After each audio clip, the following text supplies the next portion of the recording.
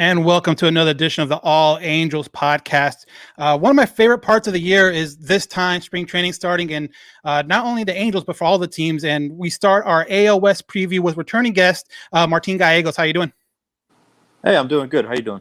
Good. For people that don't know or maybe new to the podcast, he is the Oakland A's beat writer for MLB.com. We've had him on a couple of times. So perfect guy to talk to with everything going on in Oakland. So let's get to it. First off, obviously, I kind of want to review what happened at last season, the shortened season, but the A's did end up winning the division last year in the AL West. What, in your eyes, went right for them?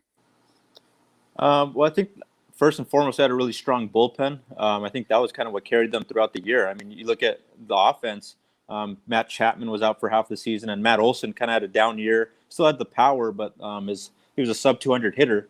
And a lot of guys kind of up and down the lineup underperformed a little bit. The starting rotation was pretty good, with Frankie Montas leading the way for the first half, and guys like Luzardo, Mania chipping in. But I think overall the bullpen was a big strength with Liam Hendricks and Soria and Diekman in the back end, kind of closing games. They were kind of shortening games once you got into the 6th, 7th inning against the A's. If you didn't have the lead, it was pretty much over. So I think that was big. So they lost Hendricks and Soria, but they've added some bullpen pieces here recently, and they're feeling pretty good about that aspect of their game again. And you kind of mentioned it, Matt Olson struggling, batting under 200, but still with 14 home runs in the shortened season. Was there something? I don't know if he came out later. Was something health wrong, or was it just kind of one of those aspects of having a short season where it just takes a while to warm up, but by the time you warm up, the season's already over? Yeah, I think it was more of that. We actually talked to him today about that. No, he was completely healthy. It was just more.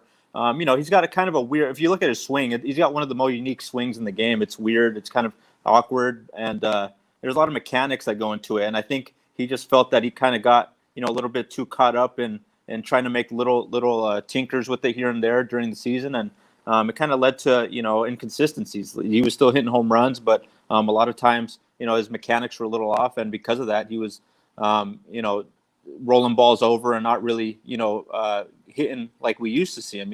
He's a guy who he thinks could hit around 260, 270, and to sub 200, it was kind of odd for him. So he's worked on this offseason trying to kind of fix it with hitting coach Jaron Bush, and he's coming into camp pretty confident, and he's looking to get back to the numbers that he knows he can do. In 2019, I mean, he was like 30 plus homers, 90 RBIs. He's that type of player, and he's looking to kind of prove that again. Yeah, I know as Angel fans, seeing obviously Oakland so much during the year, both Matt Olson and Chapman, when they come up in clutch situations or runners on second and third kind of deal, as Angel fans, we always kind of hold our breath because we know what these guys are capable of in those situations. So when I looked at the numbers, that was kind of one of the things that popped out of me was his high strikeout rate and his batting average, but the power was there, like you mentioned, 14 home runs. Another thing that happened last year too, and I saw this going through your Instagram, you called it like the Mars game, with not only with it being like empty stadiums, but with the wildfires are going through there and even up in Oregon, I believe. How was that overall 2020 experience with no fans in the stands? It was crazy. I mean, it was definitely unique. In a way, I feel like it was kind of cool to be a part of. Obviously, it's not cool everything that was happening in the year, but just kind of go through that and be able to cover the game. I felt really privileged. First of all, they let us cover it, and they kept us as safe as possible as they could with the COVID and everything. But it was weird. I mean, you saw against the Angels opening night when Matt Olson hit a walk-off, and it was dead silent. And we're used to hearing the Coliseum go crazy when something like that happens, and it's just kind of them dogpiling each other and then just walk off and go into the clubhouse, and all of a sudden you can hear little crickets in the field. So it was definitely strange at times. It never felt normal, I would say, but we got through it as best as we could, just as the teams did, and we'll see how it goes this year. But going back to a 162 game season, I hope that at some point we could get fans into the stands and not have to do the whole fake crowd noise, because that got a little weird at times for sure. Yeah, talking to some other people, some other writers, they agree that the fake noise was kind of eerie. Just you hear it, but then you look out and you're just wondering where it's coming from because there's no one there. Yeah. Another big thing that happened in 2020 was some rule changes. Obviously 7 inning doubleheaders, runners on second base and extra innings, all that stuff. What were some of the reactions of some of the players on your end about some of those rule changes? I don't think I think they expected it to affect them a little bit more than it actually did. I think as the season went along, they kind of just got used to it, and now going into this year, I mean, we've still kind of asked them about it, and I don't think they feel like it affects the game too much. Obviously, like some of them starting the runner on second base, that one's kind of odd, but I think a lot of guys actually like that one. I think it brings kind of a little bit more excitement to the game, and obviously they're trying to speed up games and not have to go too many innings, but I think that overall the rule changes for the most part were pretty well received from both the players, and I know Bob Melvin, the A's manager, pretty much liked all the rules, and he's a guy who he kind of borders on between the new school and old school stuff, but he was all for all the recent changes that they made for last year. So I think it's been generally well received, at least on the A's side. So now we move up. Obviously the playoffs happen. Transactions. Sorry, this offseason. You kind of touched on it a little bit. Some of the departures, Liam Hendricks, Marcus Semien, are some of the major ones that popped out right away. Out of all the guys that left, which one do you think will hurt the team the most? Well, I think losing Marcus Semien was definitely a blow in terms of just not only what he brought on offense, but what he meant to that clubhouse. He was one of the team leaders here, and a Bay Area guy. So he's a guy who's really well loved and well received in the community. Liam Hendricks was dominant last year, so that's a big loss as well. But they feel like they did a good job in replacing both of those guys with Elvis Andrus, who was kind of like the Marcus Semien of the Rangers in terms of just overall what he brings onto the field and in the clubhouse and the community. He's a well-loved guy, around baseball, and I think he's going to fit in well with this team here. He kind of had a down year last year, just like Semien did, dealing with a back injury, Andrus was, but he's coming into camp healthy, and if he can get back to, close to what he did in 2019, then there might not be too much of a drop-off from, what the A's lost with Semien. And as far as Hendricks, same thing with Rosenthal. He had a really good year last year, and if he can continue that success, the A's feel like they didn't lose too much, losing Hendricks, as long as they get, Trevor Rosenthal at his best, and adding guys like Romo and bringing Yusmeiro Petit back, and even Adam Kolarek from the Dodgers, they feel like their bullpen will be a real strength again. And obviously Mitch Moreland was announced today, and that I think that's kind of an underrated move. That's a guy who has played in big games in the postseason, and he's gotten some big hits. He always killed the A's, so they're happy to have him. That's a guy, one of those pieces that when you're trying to make a deep playoff run, you need those type of guys who have been there before. And a guy like Mitch Moreland, Sergio Romo, these guys have won World Series, so they know what it takes to win. What is going to be the, I guess, everyday role for Mitch Moreland? Is he going to be the DH for the A's, you think? Yeah, it sounds like it. I think he'll probably play mostly DH. Matt Olson, is a great defender. Moreland's also a great defender, but I think he'll play first base maybe here and there in case Olson needs a day off, which is rare. But I think it'll be mostly DH and coming off the bench. The A's like to do platoons a lot, so you could see him at times maybe start off on the bench, and later on in the game, Bob Melvin might bring him on late inning situation. They need a big hit. Facing a righty, you might see Moreland enter the game. Now, it seemed like a lot of these transitions or additions happened on one single day. Like the Mitch Moreland got announced the same day that the Rosenthal got announced.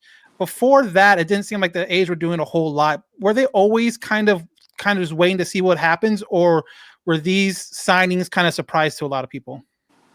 I think it was a surprise in how quickly they came, but I think if you go back to the start of the offseason, it was kind of expected. I mean, we all knew throughout baseball the free agency market was going to move a little slow this year, and especially with the A's. I mean, they've always been a team that kind of lurks around and waits closer to spring training, and they're able to find these guys who have gone and signed and signed them for pretty cheap deals, and it was no different this year. I mean, Rosenthal gets $11 million, but they get, Moreland for $2 million, Romo for a couple million. They found these guys, who maybe kind of went under the radar a little bit in terms of, interest, and they snatched them up. And just like always, I mean, they find a way to build a team on a tight budget here. And I think they've set themselves up pretty well here. It's definitely changed. The vibe has changed with the team in the last couple of weeks with those signings. It started, I think it was on Valentine's Day when they signed Petit and Romo. And that was kind of the start of the string of signings here. Then they signed like you said, Moreland and Rosenthal on the same day. So in the span of about a week, they kind of went from, wondering, are they going to be as good as last year, to feeling really good about this year and feeling like maybe they could even be better than last year potentially. So those are the additions they had this offseason. Now going into 2021, what are some of the strengths and weaknesses of the A's that you can see right now? Obviously, it's early in spring training. There's been no spring training games, but what do you see as a possible strength and weakness for the team?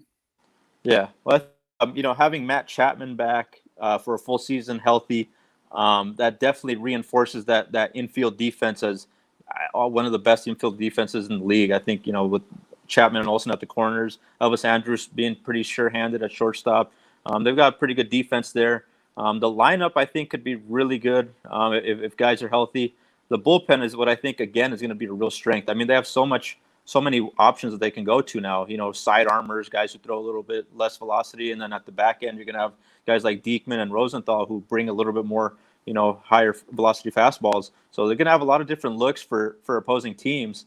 And, they've got a rotation that, has a lot of potential, but, still some question marks. I mean, Luzardo is really good, but he, last year went through his rookie year and had some ups and downs. He'll try to be more consistent this year. I think that's going to be a big piece of the rotation. If he can kind of step up and fulfill that, potential that he's always had to be like a top of the line starter and fill that number one spot this year, then all of a sudden you're looking at a team with really not a whole lot of flaws here. But I think, you look at the bullpen, lineup, pitching. I mean, overall, their roster is about as talented as it comes in the AL West, and it stacks up pretty well. Now, when I think of the A's, I think a good farm system. You talk about some of the names that are kind of homegrown through the organization. What is your opinion of what the A's farm system status is right now? Are they in good standing? Are they where are they in your eyes? Yeah, well, I think they're kind of searching for that next wave of guys. In the last few years, they've had a lot of guys come up. Chapman, Olsen, Luzardo, Sean Murphy, AJ Puck is getting close. Ramon Laureano has come up and contributed. So they've kind of had one wave of a young core that's now kind of making their mark in the majors, and they're kind of looking for the next wave of guys right now. They've drafted a kid named Tyler Soderstrom last year, first round, a local kid, Northern California, and a lot of hype around him. He's actually with the club in big league camp this year as a non-roster invite and kind of just getting his feet wet, but he's a guy who they have high hopes for. They signed an international prospect, Robert Poisson, another, I think 18 or 19-year-old shortstop with a lot of promise. So they're kind of rebuilding the system right now. It's not as strong as it was maybe a few years ago because all those guys have graduated to the majors. So now they're kind of, waiting on the next younger core of guys to make their mark, move up the system, and eventually they'll be knocking on the door of a major league call-up as well. What's a player that you can almost guarantee will make a debut this year for the Oakland A's? As far as prospects, is there anyone? Because I know AJ Puck is kind of a guy that a lot of people are talking about, but he's already made a debut. But other than him, is there any other young guy that could possibly see time this year? Yeah, well, they've got a guy, outfielder, Luis Barrera, who had a really good showing at the alternate site last year for the A's, an outfielder, left-handed hitting outfielder, and the A's actually need a left-handed hitting outfielder right now. They're really right-handed heavy, and there's a chance he's one of those guys participating in camp who has a shot to make the team. It's kind of a long shot right now, but they're going to need a left-handed bat to kind of complement Mark Canha out there in left field, and if he has a good showing in spring, he could easily make the team. But if not, I think a guy like Luis Barrera, I think he's rated number 8 on the A's prospect list on MLB.com. So he's a guy I think he's probably major league ready right now. He just kind of was waiting for that opportunity to show what he could do. But a really good hitter, good speed, and pretty good defense. Not a whole lot of power, but he'll hit for a pretty good average. And I know the farm system really likes him a lot. What is the status of AJ Puck? Where do you see the A's using him this year? Is he going to compete for a rotation spot? Is he going to be brought out of the bullpen, or where do you see him fitting in this year? Yeah, I think it's still kind of up in the air. I think that's going to be a big storyline here in camp as it opens up. What is the long-term status for him? I think they would love for him to be a starter, and maximize his potential. But as of right now, they re-signed Mike Fiers for a reason. They want to have some pitching depth in case, Puck isn't ready yet. He's healthy in camp, which is a good sign because he has dealt with some injuries recently. The question will be, can he remain healthy for the full camp? And part of the thinking behind the A's, I think, is he could maybe possibly develop into a dominant reliever, maybe even a closer. You kind of look at him like a Josh Hader type, who started out as a starter and then became a dominant closer right now. Maybe that's the route Puck takes. I think it's still kind of up in the air. I don't think they're set either way if he's a starter or reliever. I think they're going to just wait and see how he holds up in camp, and if he can show that they're going to build him up to be a starter. But we'll see how he holds up for camp, and then they'll kind of make a decision towards the end. What is a position battle that fans, not only Oakland fans, but just AOS fans, should be looking at this spring training for the A's? I think second base. That's really their only spot without a true starter there. They've got a few guys, Chad Pinder and Tony Kemp, are utility guys who could conceivably take up that spot. They could use it in a platoon role like that as well. They also brought in Jed Lowry again on a minor league deal, and the last time he was with the A's, he was an all-star a few years ago, and he didn't really play much with the Mets. He was dealing with some injuries, but if he's healthy and he can perform in camp, maybe he takes over that second base job as well. He's going to have a really good chance. He knows how this organization runs, and I think Bob Melvin and the staff really likes him, and I know that he's a big mentor for the younger guys on the team, so I think he'll have a good shot. But I think second base will be one to watch. There's a few guys there, in line for that spot, and not a real true guy who you would say is the front runner right now. It's still a battle for sure. So I asked this question last season during spring training, and it kind of got all blown up because of the COVID shortened season. So I didn't really even bother to go back and check it. But in your eyes, again, I'm not going to ask you to predict who wins the AOS because there's so many things that can happen. But what do you feel that magic number is for whatever team wins the AOS? What's the win total you think it's going to be? I still think it'll be in the 90s. I think, probably around 93, 94 again. I think, it's going to be tough. I mean, these teams might beat up on each other. I mean, the A's and Astros, I think, are really close, and I think the Angels are going to be there as well. I mean, the one thing is with them, like always, every year the pitching will be enough, but they've obviously got a dangerous offense. I mean, that lineup is scary. So they've made some additions to the pitching side. Maybe they make it a three-headed race. I know the A's and Astros for sure will contend. You look at the Mariners and Rangers; they're still maybe a couple years away from truly contending. They're getting better, but still kind of rebuilding. So I think you look at the A's and Astros is kind of neck and neck right now, in my opinion. And I think 93, 94 wins. I think that will get the job done for first place. So I want to thank you, Martin, again for jumping on. All our fans that are listening or even watching right now on our live stream, this is his Twitter. Definitely check him out, Martin J. Gallegos on Twitter for any A's update, especially when the A's come to town or they're up in Oakland.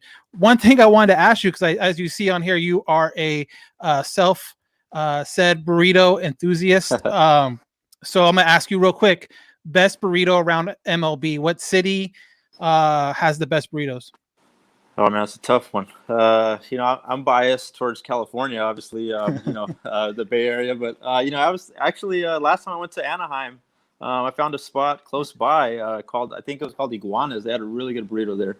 So check out Iguanas Taqueria in Anaheim. They got pretty good burritos there. Is that something you try to check out every time you go to a different city? Is just what place is the local spot? Yeah, unless it's like, I mean, if I'm like in the Midwest or something, it's kind of tough. You're not going to find very many, Mexican food spots that you kind of can trust. But most spots, if there's a place, I kind of do some research, maybe on Yelp or something, or ask some locals or some of the beat writers if they know a good spot, and kind of test that out, see how it stacks up to the California ones. Maybe you'll be able to get out and travel a little more this season and check out some more places. Because I know you guys were probably home a lot, just like the fans during the 2020 season when the team was on the road. Yeah, that'd be great. I would love that. All right, Martin, thank you very much for taking some time out and talking Oakland A's with us. Hopefully we run into each other again during the season, get fans back in the stands. Who knows? But I just want to thank you again for jumping on the podcast with me. Yeah, no problem. Thanks for having me.